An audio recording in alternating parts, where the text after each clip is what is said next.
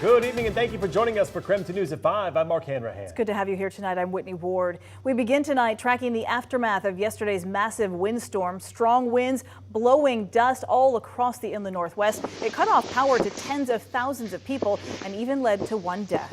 Tonight we are bringing you complete team coverage. Shannon Mounty is in Whitman County tracking the latest on a wildfire that was sparked from last night's thunderstorms. Amanda Rowley, who is telling us more about the power outages last night and the new protocol from Avista to help prevent fires from sparking during dangerous weather. Also, Amanda, we begin with Regan Gallo, who is in Sandpoint talking with the community as they are mourning the death of a student who died after a tree fell on him. Regan?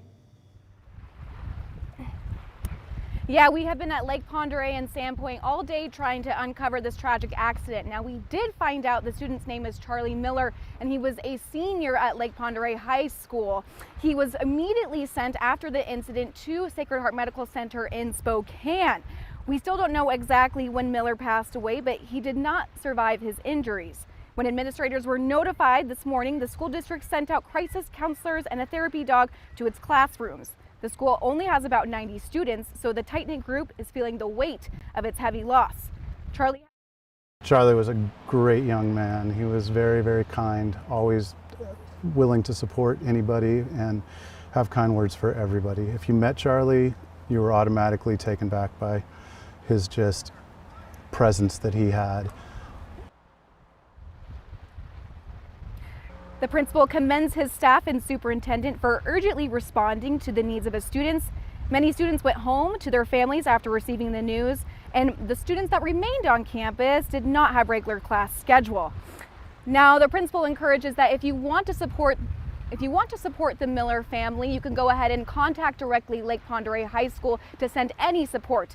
As of right now, we have not heard if the family is doing any type of memorial service, so we will keep you all posted. We have been here in Bonner County all day long. Regan Gallo with KREM 2 News. Shall we continue our team coverage in Spokane with Amanda Rowley? This marks the first major storm since Avista launched its public safety power shutoff plan. So, Amanda, how has the company responded so far today?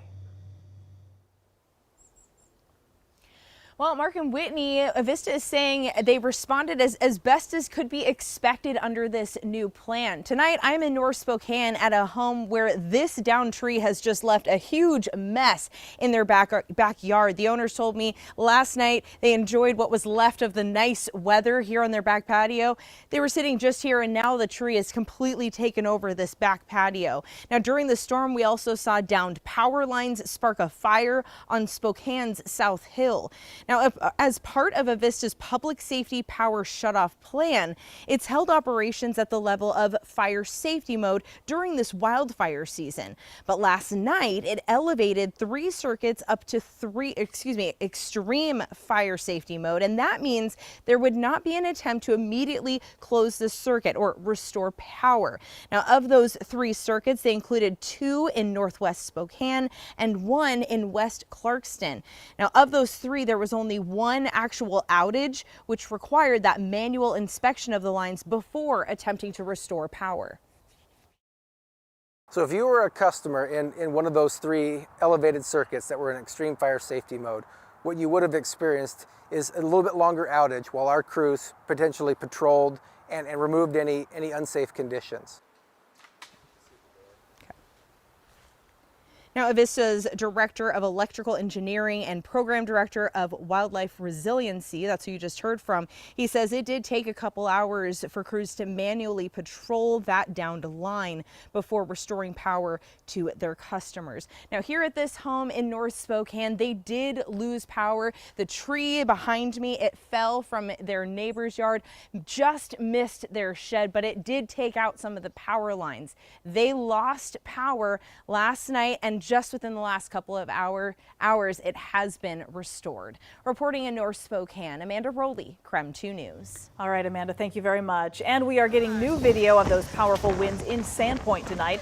This video showing metal bike racks just being tossed around in those 50 and 60-mile-an-hour wind gusts. Thunderstorms also reported as far north as the Canadian border. The woman who took this video spoke with KREM 2 today. She said she was shocked by how fast the storm arrived. It was shocking. It was just bam, 0 to 60. Oh my God. So there are reports of downed trees and power lines all across North Idaho tonight. Our team coverage continues tonight. Coming up in a few minutes, we are tracking the aftermath seen in Whitman County and the latest on a recently sparked wildfire there.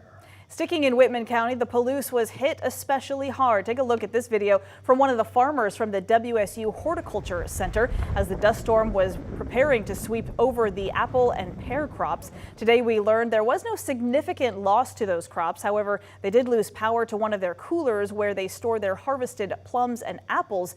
It's not clear if those crops have been lost. We've also learned the storm caused some damage to the popular WSU crop mural just recently completed outside of Pullman. According to the Washington State Employee Credit Union, who commissioned the artwork, most of the teal color washed away and some of the design is looking pretty windblown right now, erasing the fine lines of that mural.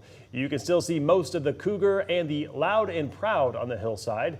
The crop art isn't permanent, but there were hopes that it would last at least until homecoming.